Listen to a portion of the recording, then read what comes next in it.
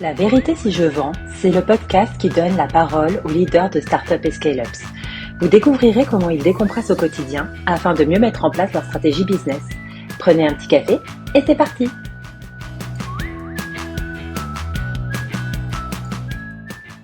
Bonjour à tous et bienvenue dans un nouvel épisode de La vérité si je vends. Je suis aujourd'hui avec Rodolphe Jamel, le Head of Sales de Epongo. Comment est-ce que tu vas, Rodolphe? Salut, ça va très bien et toi? Ouais, ça va super, je te remercie. Deux sujets intéressants qu'on se parlait en préparation de ce podcast. Le premier, c'est une passion que tu as, enfin en tout cas qui t'aide pas mal à déconnecter. Si tu peux nous en dire du coup un petit peu plus. Ouais, complètement. Alors, je vais pas faire très original, je crois, par rapport à certains de tes épisodes, mais moi, j'ai une grande passion pour la cuisine. Mhm. C'est vraiment quelque chose que j'adore. On pourra en parler plus tard, mais que ce soit dans mon aventure professionnelle, j'ai beaucoup été au contact des restaurateurs. Ouais. Donc, c'est vraiment une passion aussi liée à la convivialité. Donc, c'est quelque chose que j'adore. Et au-delà de ça, à titre perso, et moi, je cuisine énormément. C'est vraiment, tu vois, tu parlais de déconnexion. C'est quasi vertu de méditation, je dirais pour moi. C'est vraiment un Ouais. moment où je suis vraiment à fond dans ce moment. Et il y a un côté très cool de partage, quoi, et comme je disais, de convivialité qui est hyper intéressant, quoi. Ouais, c'est ça, donc tu te mets un peu dans ta zone, ça y est, personne me parle, je suis en train de cuisiner et au moins je pense à rien. En tout cas, je pense au plat que je vais préparer, c'est ça? Ouais, complètement. Alors, je t'avoue que c'est un moment de partage plutôt après que pendant la cuisine. J'ai Ouais. assez de mal à impliquer les gens autour de moi, quoi, là-dessus. J'essaie, hein, parce que évidemment, ça reste un moment de partage, mais des fois, t'es un peu pris, ouais, dans cette folie furieuse cuisinière de je cours partout, il y a quelque chose qui brûle, le lait qui monte, etc. Mais ouais, c'est quelque chose qui, pour le coup, malgré le côté un peu excitation du moment, en fait, me calme énormément et me permet un peu, ouais, de réfléchir à rien d'autre que finalement de ce que je suis en train de Ouais. faire, quoi, et du moment qu'on va partager ensemble après, quoi. Ouais, super. C'est quoi le un ou deux plats justement un peu typiques que t'aimes bien faire, hein? Écoute, j'aime beaucoup faire les risottos. C'est quelque chose que j'adore. OK. Cette partie-là, parce qu'en gros, on peut en faire sous toutes ses formes, quoi. Mmh. C'est ça qui est assez intéressant. Et c'est pas forcément un plat que j'aime bien faire, mais tu vois, ce week-end, j'ai fait un gigot de 7 heures De aussi. 7 heures? OK. Exactement. Donc en fait, c'est un gigot qui cuit pendant 7 heures, du coup, comme son nom Ouais, l'indique, ouais. à basse température, du coup 110, 120 degrés. Je vais pas vous faire toute la recette, mais en gros, ouais, ça cuit pendant 7 heures et du coup, ça fait que la viande, tu sais, elle peut se détacher avec le doigt. On l'appelle aussi le gigot à la cuillère parce qu'en gros, tu peux l'enlever à la Mmh. cuillère du coup Ouais. la viande. Là-dessus quoi. Donc ouais, c'était hyper sympa. On sent la passion, il y a les yeux qui brillent là. Je vais pas pleurer, mais presque.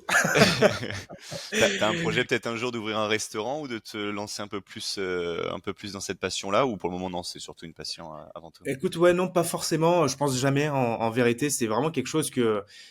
Alors déjà, je pense que c'est en plus pour être au quotidien d'avoir été au quotidien des Restaurateur, ouais. restaurateurs, c'est très différent. Hein, je pense dans l'approche de d'aimer cuisiner chez soi et de cuisiner en gros pour des dizaines, des centaines et des centaines de personnes par jour. Mmh. Donc non, c'est quelque chose que je me réserve plutôt pour moi, qui doit rester une passion quoi entre guillemets.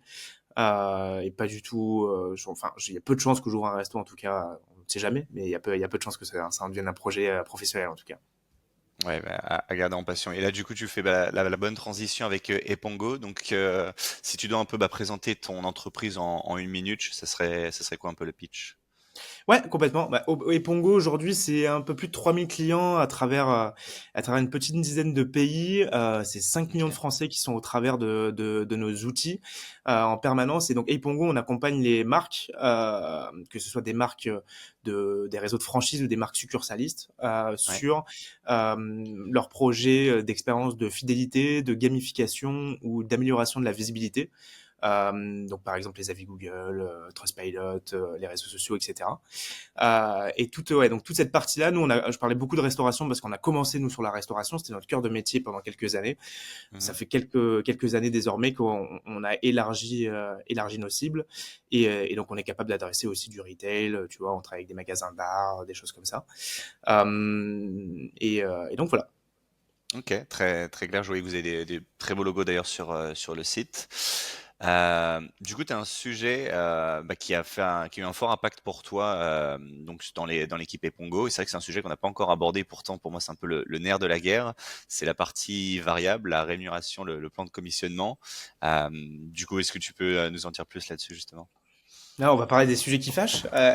Sujet sensible tout de suite. C'est comme l'amorce du pricing en fin de rendez-vous. Non, on va parler du variable. Ouais, c'est un sujet que moi Mhm. qui m'intéresse énormément. Je ne vois pas trop t'expliquer d'ailleurs pourquoi, mais en tout cas, c'est toujours quelque chose qui m'a un peu passionné et pour lequel j'ai toujours eu de l'intérêt, même au travers des autres teams. C'est des discussions que j'aime bien avoir parce que de comprendre tous les leviers de motivation de son équipe commerciale, c'est hyper intéressant. On peut imaginer évidemment les challenges commerciaux, des choses comme ça, la formation. Enfin, il y a plein de moyens de motiver ces commerciaux, mais le sujet du variable, je trouve que c'est un impact qui est hyper fort et hyper rapide. Et quand on est dans des périodes comme on a pu connaître où les contextes sont très mouvants très rapidement, bah, le Mhm. variable, c'est une très bonne arme pour pouvoir s'adapter en permanence, et encore une fois, je le répète, mais très rapidement, pour influer sur son équipe et les objectifs en rapport évidemment avec les objectifs de la boîte, quoi. De la boîte, ouais, bien sûr. Et Donc voilà. justement, qu'est-ce que parce que c'est vrai que tu me disais, on a connu un peu, il y a quelques années, un peu la croissance à tout prix. J'imagine comme beaucoup, vous êtes plus orienté vers peut-être un business un peu plus sur de la rentabilité. Du coup, ce qui a fait un peu évoluer le variable, tu me disais. Ouais, complètement. Écoute, on a été, ouais, comme tu le disais à l'époque, un peu dans le moment où tout le monde était un peu tout fou. Et donc, là, ouais, c'était vraiment la croissance à tout prix.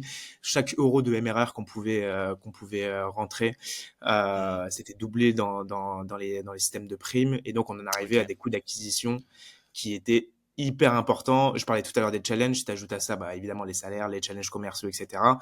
En fait, ça devenait très long de rentabiliser chaque deal, quoi. Donc, Ouais. on peut pas se permettre d'attendre 2 ou 3 ans avant de rentabiliser n'importe quel deal, quoi. Ce qui n'était pas le cas, je Un vous sacré rassure. payback. Mais Ouais, ouais, mais c'est ce que j'allais demander. Ok, donc t'avais quand même un payback, enfin, un temps de rentabilité qui était assez long, quoi. ouais, mais en tout cas, Ouais. était effectivement assez long. Et donc, en gros, reprise de système de primes. Et en fait, il faisait sens à l'époque, hein, parce qu'on était encore une fois au début de la boîte. Moi, je suis arrivé quasi au début de l'expérience iPongo. Et donc, on essayait d'arriver à un modèle qu'on n'arrivait pas encore à atteindre. Et donc, en gros, on se disait, bon, bah, en tout cas, avec un modèle de prime, en gros, qui est hyper généreux, tu t'enlèves ce côté-là je dirais, d'un facteur qui pourrait dire, en fait, c'est à cause de ça que j'arrive pas à arriver à mon modèle. Ok, donc ce Mhm. sujet-là, on l'enlève et on va essayer de travailler pour arriver à ce modèle. On avait une commerciale chez nous Camille, qui a réussi à atteindre ce modèle. Et en fait, ce modèle, on l'a répliqué en embauchant des sales et en essayant de répliquer ce modèle. Sauf que ce modèle très généreux, il a été répliqué sur une équipe qui était beaucoup plus importante quand on arrivait à l'atteindre. Et donc, c'est là on a dû le refondre. Ouais. Euh, Parce que donc, comme trop je de frais, disais, c'est ça, justement? exactement, parce que c'était, Ouais. en fait, en gros, à l'époque, on faisait 1 euro égale 2 euros, quoi, globalement. Mm. Alors, c'était pas exactement 1 euro égale 2 euros, c'était à partir d'un certain nombre de MRR, on doublait toute la prime, en gros. Ok, Mais il donc t'avais fallait des atteindre boosters, ce ouais. palier pour tout doubler. Mais en atteignant ce palier, donc à l'époque, on voulait atteindre donc 1000 euros de MRR. Euh, c'est quelque chose que j'avais entendu, je sais pas si c'est vrai ou pas, que c'était un peu au début d'Octolib, les premières maîtrises qu'ils avaient envie de faire faire à leurs sales aussi. Donc ils atteignent les 1000 Mhm. euros de MRR, donc à 1000, tu étais à 2000 euros de prime, ce qui était hyper généreux, évidemment, sauf que par mois, donc, sauf que personne n'a tenu les 1000, donc pas de sujet au début. Et en fait, quand on a Pas de doublement réussi de à, prime, ok. exactement, personne ne Ouais. doublait finalement rien, sauf qu'en gros, bah, bon problème, on a réussi à atteindre le modèle qu'on voulait, on a réussi à le répliquer, sauf qu'il nous coûtait trop cher.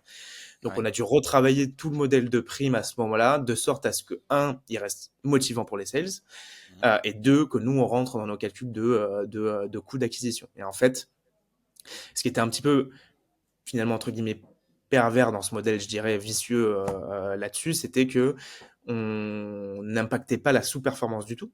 Et Ouais. finalement, même quand tu fais un modèle 1 euro égale 1 euro et que tu rentres 500 euros de MRR, bah, c'est quand même 500 euros de prime finalement. Pour beaucoup de Mhm. gens, j'imagine que c'est beaucoup d'argent tous les mois. Et en fait, à la fin, tu n'arrives pas aussi à impacter vraiment la surperformance comme tu voudrais parce que ça n'est plus devenu une surperformance. C'est devenu Ouais, finalement c'est la norme, hein. ton objectif, la norme, quoi, entre guillemets. Ok. Donc, c'est les deux modèles qu'on a essayé de changer. Donc, on a changé le modèle de prime de sorte à ce que, suivant où est-ce que tu étais dans les paliers de MRR, tu sois Mhm. coefficienté. Donc, à ta sous-performance, ton euro, il devenait 50 centimes de MRR. Ok.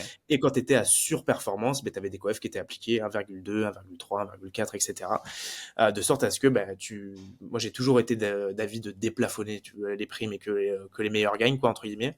Ouais. Mais qu'en tout cas la Clair, ouais. surperformance soit validée, mais par contre que la sous-performance soit aussi évidemment prise en compte. Rien inventé entre guillemets là-dessus. On en a un petit peu parlé tous les deux, mais moi je m'étais un peu inspiré d'un bouquin que beaucoup de gens connaissent là, de Sage Acceleration Formula de l'ex-directeur commercial d'HubSpot, qui a une vision très data analyse du sujet. Ouais. Et en fait, tu vois, il avait fait les mêmes choses, quoi. Il fait 1 euro égale 2 euros, c'est ce qu'il explique dans son bouquin, c'est qu'il fait 1 euro égale 1 euro au début, sauf que tous les sales signent tout et n'importe quoi et ça churn très rapidement. Et donc lui, ce qu'il avait fait, c'était une espèce de quartile qui, un peu dans la même idée, vont venir impacter les sales. En fait, ceux qui churnaient le plus avaient 50 centimes de MRR et ceux qui churnaient le moins avaient 1,50 ou 2 euros de MRR, quoi, par rapport à 1 euro. Ouais, non, c'est super intéressant. Et du coup, comment ça a été reçu un peu en interne? Parce que c'est vrai que le modèle parfait n'existe pas, parce qu'en fait, c'est effectivement, t'essayes évidemment d'aligner au plus les objectifs de l'entreprise, des objectifs aussi individuels, et ça devrait être un peu en harmonie. Mais du coup, comment est-ce que tu as pu un peu le justifier? Comment ça a été reçu en interne, le côté, voilà, si tu sous-performes, tu vas être payé 50% moins. Par contre, si tu surperformes, là, tu vas avoir vraiment des coefficients multiplicateurs et tu vas booster en fait ta rémunération. Honnêtement, en fait, l'idée à l'époque, ça a été vraiment de l'aborder en toute transparence. Ça a été de Ouais, dire, en gros, vous connaissez le important. Ouais. contexte de la boîte, vous savez où est-ce que vous êtes arrivé. Et en fait, ils comprennent très bien qu'en gros, la sous-performance, pardon, peut pas être applaudie à deux mains, quoi. Et que la surperformance doit être validée. Et en gros, ils ont pas moins gagné à l'époque, finalement, parce qu'en plus, l'entreprise était en croissance. Et donc, Mm. les objectifs venaient à être de plus en plus hauts. Et donc, mais du coup, ils signaient de plus en plus aussi. Donc en fait, Ouais. même le fait de décaler ces coefficients était finalement très compréhensible. Mais en fait, de l'aborder très simplement, évidemment, au début, tout le monde s'est posé la question de est-ce que je suis pas en train de leur mentir et de les avoir. Finalement, ils ont vite vu Ouais. dans leur quotidien et en fait dans leur paie à la fin du mois que non, en fait, tout le monde continue de gagner de l'argent et c'était le but. On a besoin de. Moi, je suis très content quand mes commerciaux sont riches, quoi. Ça veut dire que la boîte va bien et qu'eux sont contents de ça, quoi. Donc c'est toujours dans l'idée. Le but, c'est de punir personne. Par contre, il y a un contexte d'entreprise et il faut motiver aussi ses équipes. Donc en gros, en, en faisant la balance entre les deux, on arrive, je pense, au modèle de prime qui est pertinent, quoi. Ouais, non, super intéressant. Et effectivement, je suis assez aligné avec toi sur le côté, faut être transparent en fait sur la situation financière de la boîte, parce que ça implique les personnes et ça les responsabilise. J'imagine que tu as peut-être aussi fait des simulations pour montrer un petit peu, voilà, en fait, si on prend le modèle 1 versus le modèle 2 à même performance, voilà un peu la différence de ce que tu aurais gagné. Comme ça implique un peu plus chaque personne justement.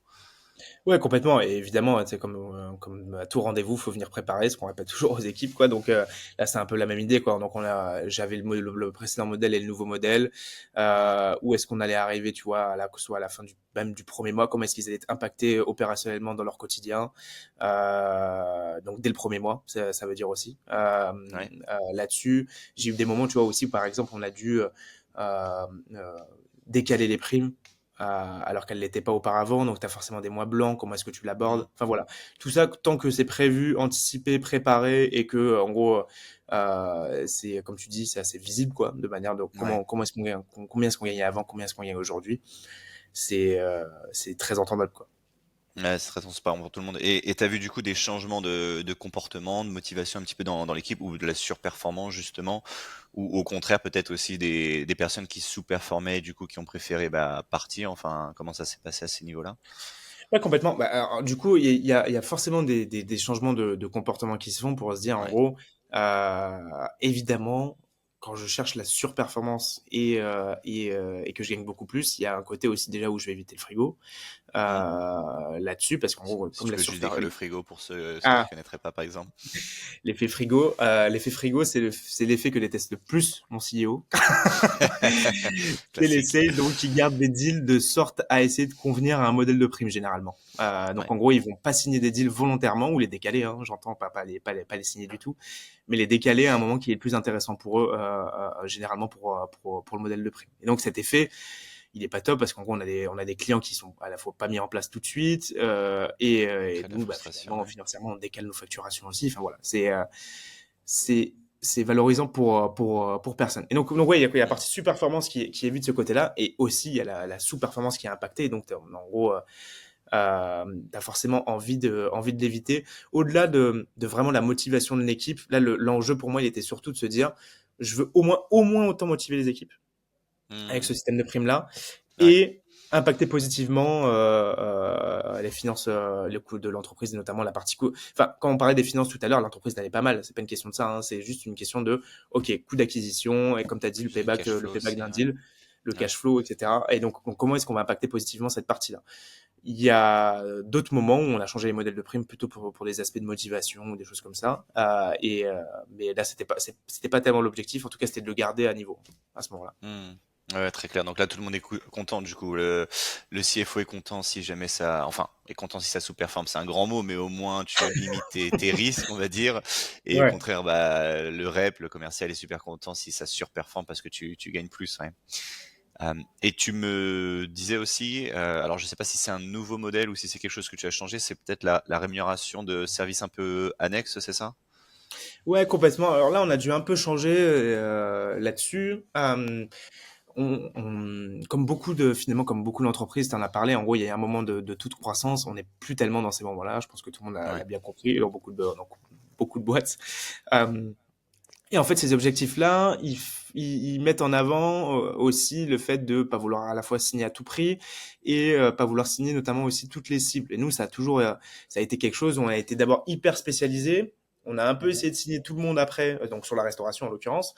On a un peu essayé de signer tout le monde et de se dire en gros, ben, où est-ce que ça peut mordre en l'occurrence, et de trouver des nouvelles verticales qu'on peut attaquer, ce qu'on a réussi à trouver. Mais par contre, on a Ok. continué au début un peu je dirais par facilité, de continuer de signer tout le monde finalement. Donc là, on a un peu recentré aussi nos verticales, pas pour rester que sur la restauration du tout, hein. On travaille aussi, comme j'ai dit, avec du retail, des grandes entreprises. Mais au-delà de ça, on a essayé donc de faire en sorte que ce soit aussi visible dans notre système de prix. On a changé nos objectifs globalement.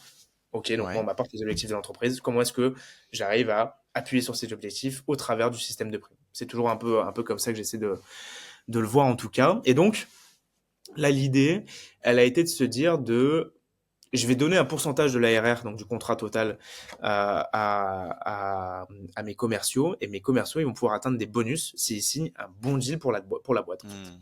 Ouais. Donc, un bon deal pour la boîte, ça va être potentiellement, on en a déjà parlé tous les deux, mais ça peut être un deal qui est plus long, Ouais. typiquement. En termes Est-ce que, d'engagement. exactement, sur l'engagement, est-ce qu'il va rester 2 ans, 3 ans? Ça n'a pas les mêmes impacts pour moi, quoi. Est-ce qu'il va payer, par exemple, aussi en upfront pour ceux pour qui c'est possible? Alors, c'est plutôt pour les plus petits comptes chez nous. Mhm. Mais tu vois, typiquement, si je dis direct, j'ai l'avance de trésor de toute l'année de son contrat, c'est quand même intéressant pour moi. Pourquoi pas pousser les sales en ce sens aussi? Si ça m'arrange, ça Ouais. doit les arranger aussi, quoi. Directeur financier est Euh, content aussi, du coup. Exactement. Euh, et est-ce que le client fait partie de notre ICP, donc notre Ideal Customer Profile, et donc en gros c'est un client sain chez nous. C'est un client qu'on sait qu'il va Hmm. rester, il va payer, il va être upsell plus tard. Donc si c'est un client hyper sain pour moi, encore une fois, idem, ça doit se retrouver dans les primes. Et donc en gros, donc le sales il a sa base de pourcentage d'ARR, donc du contrat total, et il va pouvoir désactiver des bonus, encore une fois, donc qui vont augmenter ce pourcentage en fonction de ce qu'il va me donner. Et l'idée, encore une fois, c'est que tout ait un impact à la fois en fonction des objectifs et de ce qui est sain pour la boîte. Le, Ouais. le deuxième sujet par rapport à ça, c'est que tu vois, comme beaucoup de sociétés, on a des frais d'onboarding, frais de mise en place, frais de setup, vous les appelez, chacun les appelle comme il veut. Mais tu vois, c'est comme beaucoup de sociétés aussi. À la première négociation, c'était le premier truc qui sautait, quoi. Ouais. Parce que l'AE n'était pas, enfin le commercial n'était pas rémunéré dessus, c'est ça? Exactement. À la Ouais. base, donc en gros, c'était pas du tout un sujet sur sa rémunération. Et je les comprends, quoi. En fait, t'arrives à accélérer un deal ou à le rendre plus facile. Pourquoi pas, quoi. Mais en fait, ça a deux effets pervers. C'est que, un, évidemment, c'est de l'argent. C'est pas le Monopoly, hein, donc c'est de l'argent qu'on ne rentre pas. Donc, de l'argent qu'on ne rentre pas, c'est de l'argent qu'on perd. Ouais. Et donc, en gros, évidemment, ça, de ce côté-là, c'était un peu compliqué. Et au-delà de ça, finalement, en plus, eux, ne valorisaient pas tellement leur négo par rapport à ce sujet-là. C'est qu'en gros, cet Ouais. argent-là n'était valorisé par personne, ni par l'AE, ni par le prospect en face. Et donc, en fait, on en retirait aussi, finalement, moins d'avantages derrière qu'on peut retrouver dans une négociation qui est un pas vers l'autre, quoi. Est-ce que tu peux en parler à tes amis? Est-ce que, en gros, tu vas augmenter ton engagement, etc., etc. Donc, finalement, la négociation était même pas valorisée, en tout cas, par ce biais-là. Hmm. qui Ouais, ça était, qui sautait était directement, c'est ça? exactement. C'était Ouais, ok. bonjour, c'est trop cher. Ok, on peut faire sauter les frais de mise en place. Donc j'exagère, mais en tout cas, ça en devenait trop régulier et Hmm. sans passer même par d'étapes intermédiaires qui auraient pu être par exemple de faire moins 25%, moins Ouais, une 50% remise sur les avant frais de mise tout. en place, quoi. Ouais, ouais. Donc voilà, et donc idem, ils sont aussi incentivés par rapport à ça, par rapport à la marge qu'on fait sur les frais de mise en place. Parce que les frais de mise en place, évidemment, c'est pas un mot fourre-tout pour dire en gros on fait payer en plus, hein. Il y a évidemment des onboarders qui sont payés derrière. Enfin voilà, Oui, tu as des ressources, ouais, bien sûr. Ouais. des ressources qui sont déployées. Donc en gros, on a choisi de prendre ce biais-là. Non, c'est super intéressant parce que du coup, j'imagine que bah, en les commissionnant par exemple sur l'onboarding, j'imagine que maintenant, tu en as beaucoup moins qui sont offerts à 100%.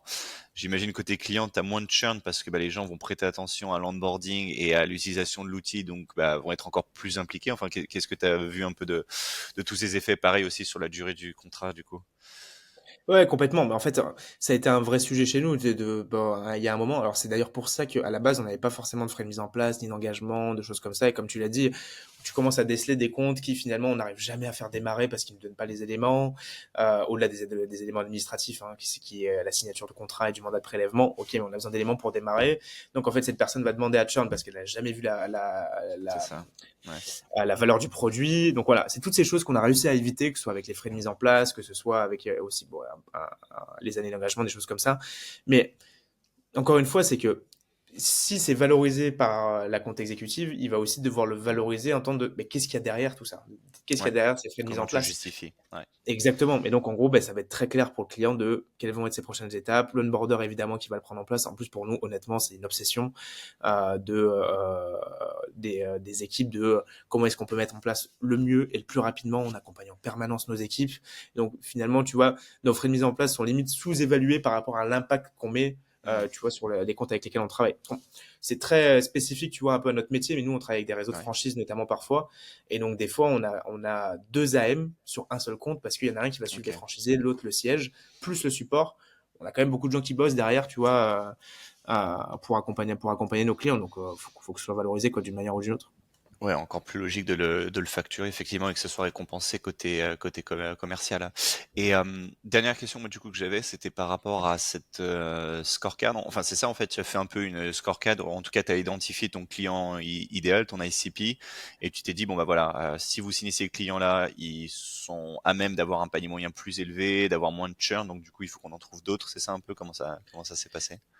Ouais, ouais, complètement. Il y a un gros travail des équipes en amont. Enfin, il faut savoir qu'en gros, là, je parle de la mise en place de ce point qui est la mise en place du système de primes, mais c'est un travail global des entreprises, enfin de Mhm. l'entreprise, pardon, là-dessus, quoi. On a quelqu'un qui est chez nous qui a la data, en gros, qui va nous aider, tu vois, à extrapoler justement bah, quels sont les comptes qui sont les plus pertinents, que ce soit aussi des équipes grosses et du top management quoi, avec qui on a pu en discuter. Et effectivement, en gros, du coup, maintenant qu'on a identifié qu'est-ce qui est notre ICP, qui reste longtemps, qui upsell, Ouais. ou pas, comment est-ce qu'on va faire en sorte que toute la boîte se tourne vers ces clients-là qui ont beaucoup de valeur en fait pour nous quoi Bénéfique pour finalement tout le quoi, monde, ouais. Hmm. tout simplement. Eh bien, super intéressant. Rodolphe, merci à toi. Je sais pas si tu as un mot de la fin, du coup. Écoute, non, j'ai pas préparé un mot de la fin. Merci à tous, Hugo. C'était un plaisir d'échanger avec vous et à très bientôt, j'espère. N'hésitez pas à me Ouais. contacter si besoin. Bah, merci encore sur ce sujet intéressant. Du coup, bah, comment aligner les objectifs de l'entreprise aux objectifs individuels des commerciaux. Et bah, excellente continuation à toi, du coup, et à très bientôt, du coup. Merci beaucoup, Hugo. Salut. Salut.